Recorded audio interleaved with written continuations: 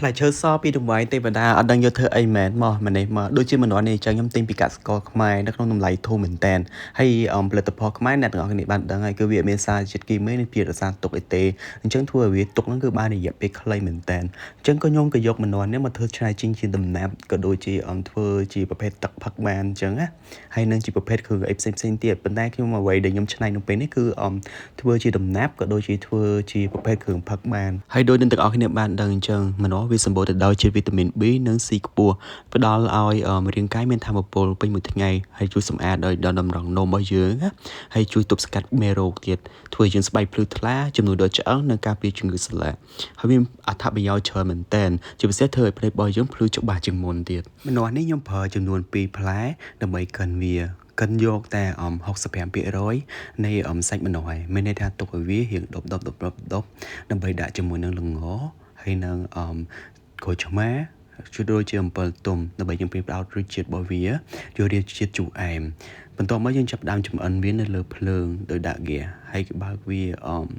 ចំនួនអញនិយាយថាភ្លើងកុំឲ្យខ្លាំងពេកអញ្ចឹងណាពីដំបូងវាអញ្ចឹងដើម្បីកុំឲ្យសាច់របស់វាហ្នឹងវាឡើងធូរមានន័យថាយើងដាក់ភ្លើងរឹមលំងាស់វាឲ្យបានស្ងួតទឹកបន្ទាប់មកយើងដាក់ស្ករវាចូលទៅឲ្យហើយដើម្បីឲ្យវាបង្កើននៅរូបភាពចេញមកគឺជាលក្ខណៈដំណាប់មកបន្ទាប់មកយើងចាប់ផ្ដើមកូរវាឲ្យដាច់ទឹកនៅលើភ្លើងហ្នឹងយើងចាប់ផ្ដើមកូរវាតែកុំឲ្យដាច់ទឹកខ្លាំងពេកព្រោះដោយសារតែយើងដាក់អំពិលទុំទៅខ្លាញ់អំពិលទុំហ្នឹងវាអត់របៀបថាវាបែកចេញជាតិជូរនៅក្នុងអញ្ចឹងវាឡើងដុបអញ្ចឹងណាអញ្ចឹងយើងតម្រូវឲ្យវារៀងឲ្យចេញទឹកជាមួយនឹងម្នាស់ហើយនឹង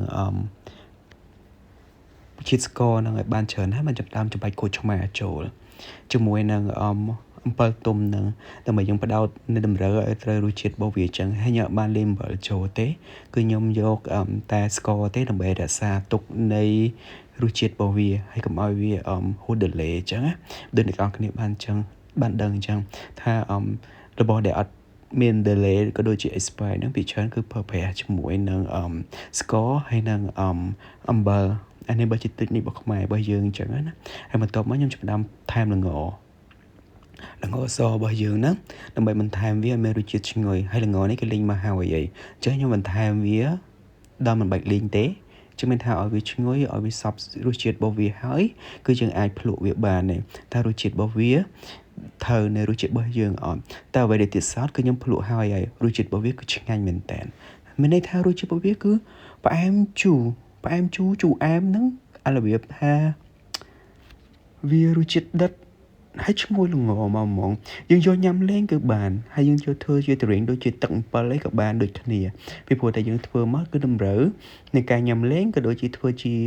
ប្រភេទទរែងនេះបានហើយរសជាតិរបស់វាគឺឆ្ងាញ់មែនតើឈ្ងុយហូបជាមួយនឹងម្នាស់ជាដូចជាងហ្នឹងគឺឆ្ងាញ់មែនតើយល់មែនណារសជាតិឆ្ងាញ់ហើយអាចនឹងមានធ្វើទៅតទៀតព្រោះដោយសារតែខ្ញុំសរស្វាយក៏ដូចជាម្នាស់ក៏ដូចជាឡឹកអីផ្សេងទៀតដើម្បីយកវាទៅផ្សំព្រោះដល់អ្នកគ្នាបានដឹងអញ្ចឹងតែផ្លែឈើខ្មែរគឺមានសារជាតិរក្សាទុកទេអញ្ចឹងយើងត្រូវការច្នៃវាឲ្យបានខ្ពស់មែនតើ